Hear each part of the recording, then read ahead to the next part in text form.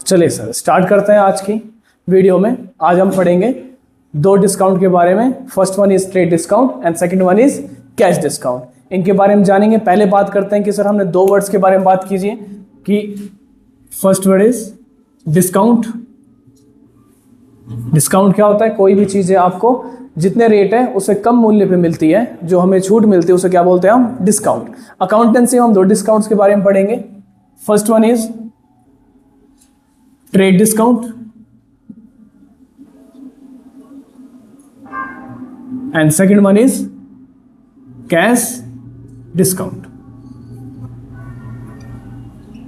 बात करते हैं सर फर्क क्या है ट्रेड डिस्काउंट और कैश डिस्काउंट में। सर ट्रेड डिस्काउंट जो भी हमें मिलता है, ट्रेड डिस्काउंट हमें मिलता है किसके द्वारा? सेलर के द्वारा। किसको मिलता है? कस्टमर को। यानी कि जब कभी भी हमें सेलर अपनी मर्जी से देता है जिस डिस्काउंट को, उसे हम बोलते हैं ट्रेड डिस्काउंट। जैसे कि आपकी कोई भी शॉप पे जाते हो तो आपको पहले से बता दिया जाता है कि सर हमारे यहाँ पर सामान 10% डिस्काउंट में मिल रहा है, 20% डिस्काउंट में मिल रहा है, buy one get one free मिल रहा है। They all are called as a trade discount. जहां पे हमें डिस्काउंट कौन दे रहा है? सेलर।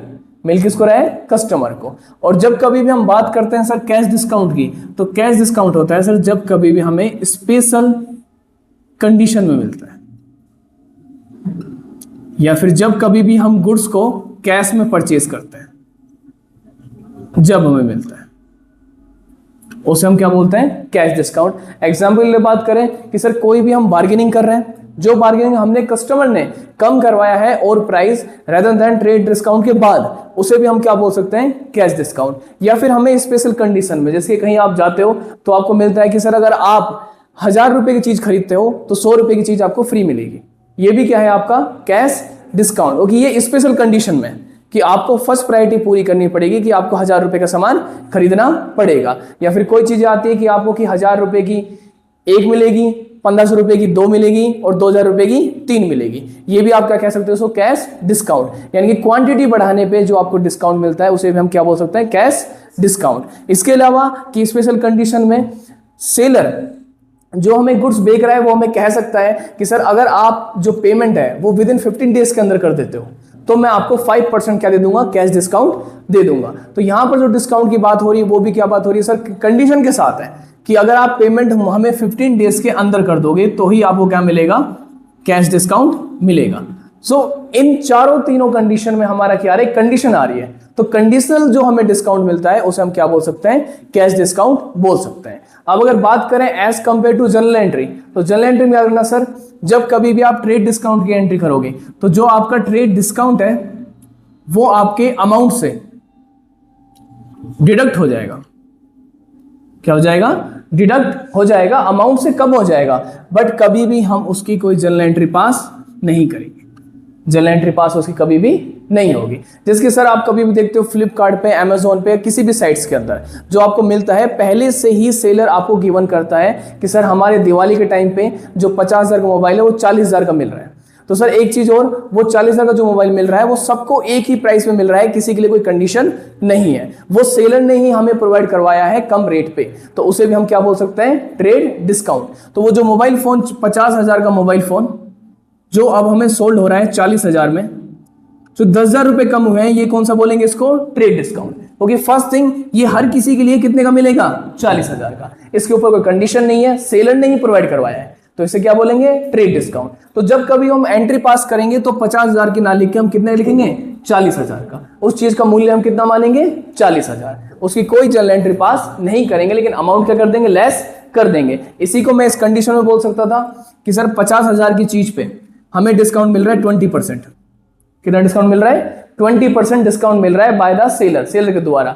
तो 50,000 का 20% कितना आ जाएगा? 10,000। तो वो भी हमें चीज कितने की पड़ेगी? 40,000 की। तो बात सेम है, सेलर द्वारा प्रोवाइड हो रहा है, अमाउंट लेस हो रहा है, लेकिन कोई जनरल एंट्री पास नहीं होगी। वहीं मैं बात करूं कैश डिस्काउंट की, तो cash discount sir special condition मिलता है, हर किसी के लिए सामान्य नहीं होता। कि आपको बोल दिया जाए कि सर आपको जो 40,000 की चीज है उसमें अगर आप HDFC का क्रेडिट कार्ड यूज करते हो, किसका कार्ड यूज करते हो? HDFC का क्रेडिट कार्ड यूज करते हो, तो आपको स्पेशल 5% डिस्काउंट और मिलेगा, 5% कैश डिस्काउंट और मिलेगा।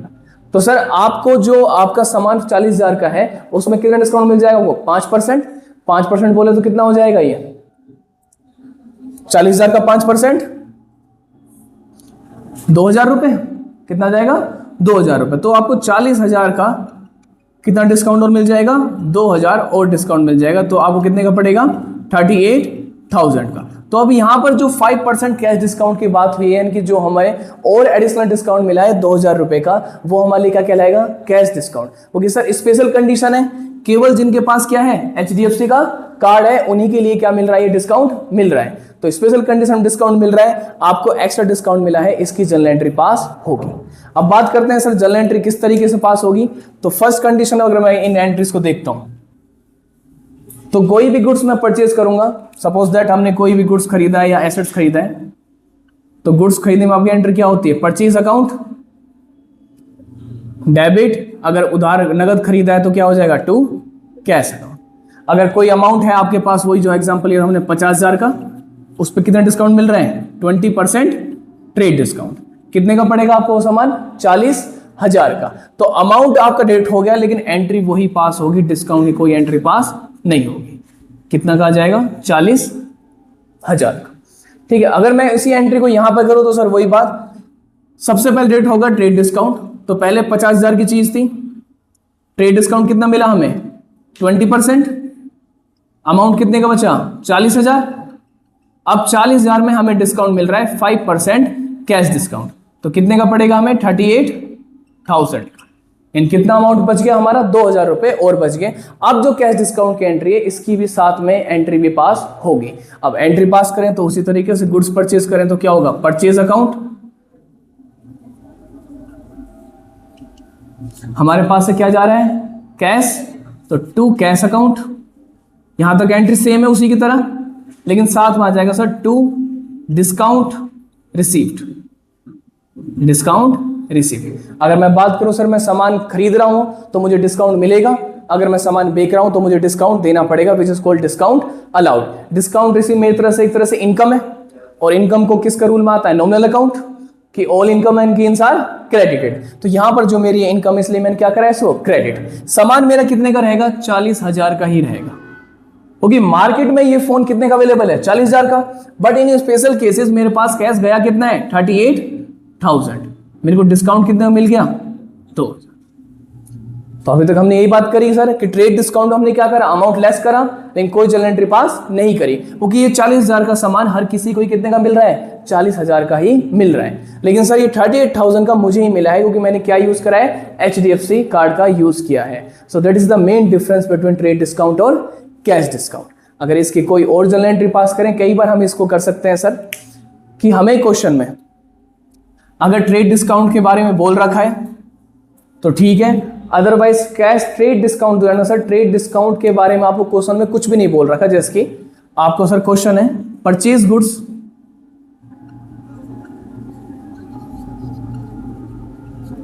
Goods from Ravi at ₹50,000 at 10% discount, at 10% discount. इस क्वेश्चन में हाईलाइट ये वाली बात है कि सर मैंने पूरे क्वेश्चन में आपको ये नहीं बताया कि ये ट्रेड डिस्काउंट है या कैश डिस्काउंट है, तो मैं इसे क्या कंसीडर कर सकता हूं, एज अ ट्रेड डिस्काउंट या कैश डिस्काउंट? नहीं सर, इसको हम बोलेंगे trade discount. Reason is that कि सर ये सामान मैं किससे खरीद रहा हूं, रवि से, यानी कि ये सामान मेरा किस पे है, उधार पे। और उधार पे जब मेरा सामान है तो उधार पे मुझे कैश डिस्काउंट मिलता ही नहीं है, उधार पे मुझे क्या मिलेगा, ट्रेड डिस्काउंट। वहीं अगर मैं इस क्वेश्चन को चेंज कर दूं, मैं सीधे कर दूं purchase goods in cash, purchase goods in cash at ₹50,000 at 10% discount, at 10% discount. तो सर अब इस केस में इसको क्या कंसीडर करूंगा, कैश डिस्काउंट, क्योंकि सर सामान मैं किस पे खरीद रहा हूं, कैश पे, तो मैं इसे क्या अज्यूम करूंगा, कैश डिस्काउंट ही अज्यूम करूंगा। यानी कि सर ट्रेड डिस्काउंट का जो आपका प्रोसेस है वो हमेशा सामान उधार खरीदने पे ही आपको मिलेगा। अगर क्वेश्चन में आपको साफ स्पेसिफाइड है तो सर बात ही खत्म, ट्रेड डिस्काउंट बोला है ट्रेड डिस्काउंट निकाल लेंगे, कैश डिस्काउंट बोला है तो कैश डिस्काउंट निकाल लेंगे। सेकेंड कंडीशन और आती है हमारे पास कि कभी भी सर हमें ऐसा लिखा होता है कि paid to Ramesh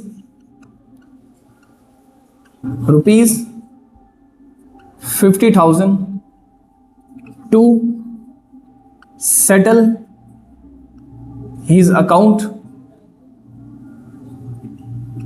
of rupees 55,000 of rupees 55,000। इस क्वेश्चन देखना, सर हमने किसको पे किया है? रमेश को। कितना पे किया है? 50,000। क्या करने के लिए? सर उसका अकाउंट हमने क्या कर दिया? सेटल कर दिया, जो कितने का था? 55,000 का। तो सर यहां पर जो हमें डिस्काउंट मिला है, ये भी कौन सा कंसिडर करेंगे? Cash discount. उसे पे कर रहे हैं, तो सर कभी भी हम एक तरह से हम इसे बोल सकते हैं सर बार्गेनिंग कर रहे हैं एक तरह से हम, कि जिसका अकाउंट हमें रमेश को कितने पे करने थे? 55,000, हमने पे कितने करें? 50,000। तो सर जो डिस्काउंट मिला है हमें इसका बोलेंगे कैश डिस्काउंट। तो अगर कैश डिस्काउंट हमें रिसीव हो रहा है तो क्रेडिट, कैश डिस्काउंट हमें अलाउ हो रहा है, हम अलाउ कर रहे हैं तो डेबिट। इतना क्लियर है? आपके मैं आप बोर्ड पे 10 क्वेश्चन दे रहा हूं, आपको 10 क्वेश्चन सोल्व कर रहे हैं। That's it.